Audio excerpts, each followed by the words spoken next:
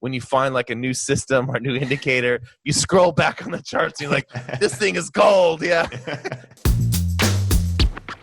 Hey, it's Walter here, and you're at the Think Profit podcast, where we're going to help you develop a rock-solid trading confidence and avoid the potentially endless cycle of system switching.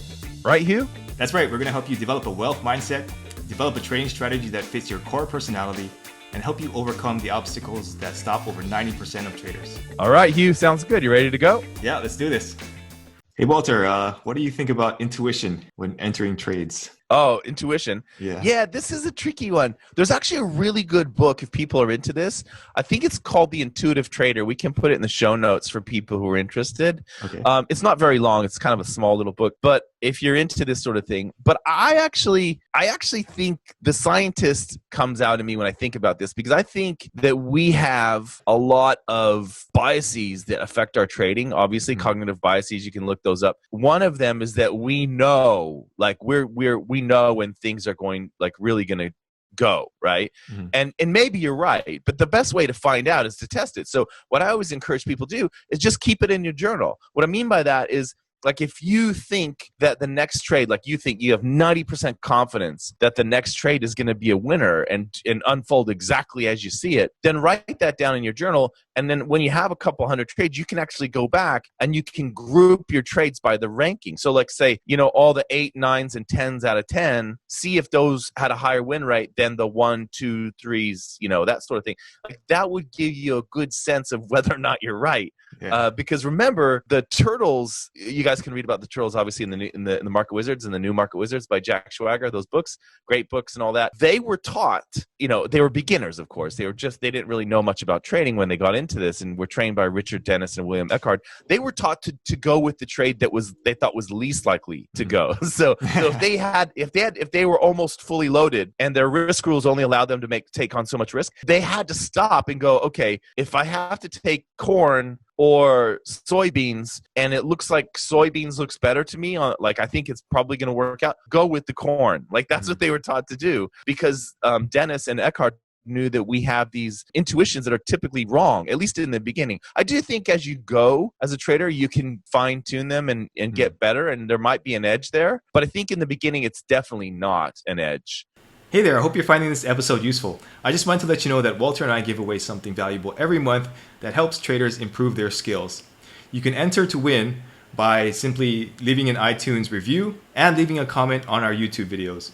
At the end of each month, we'll look at the comments and reviews from the month, and we'll pick a winner at random. Each comment and each review counts for one entry during the month that it's submitted. So if you're interested in that, be sure to enter after this podcast is over.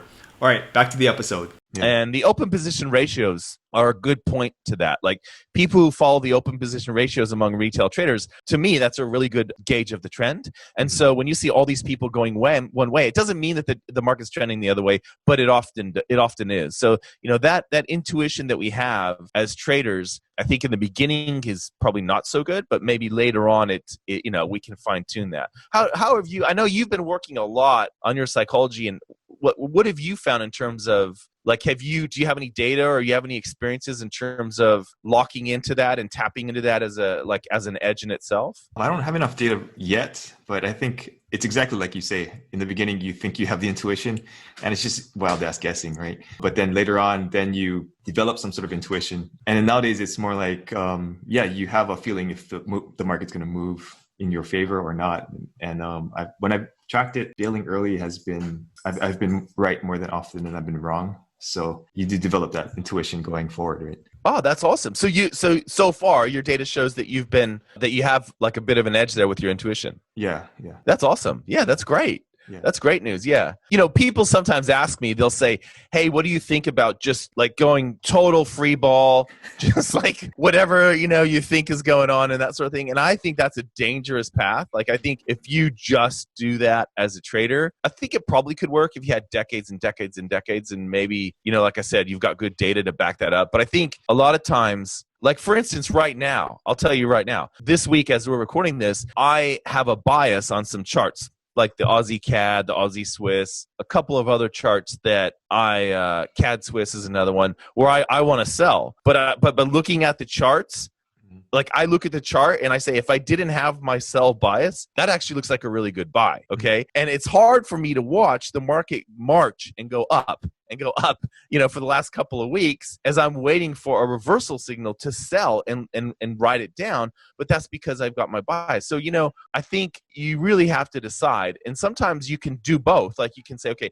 I have my systems that have my rules, and this is my account that I'll do that in. And then I have maybe you have like an intuition account. If you have enough data that suggests that you're good at that, maybe do that and just have a race.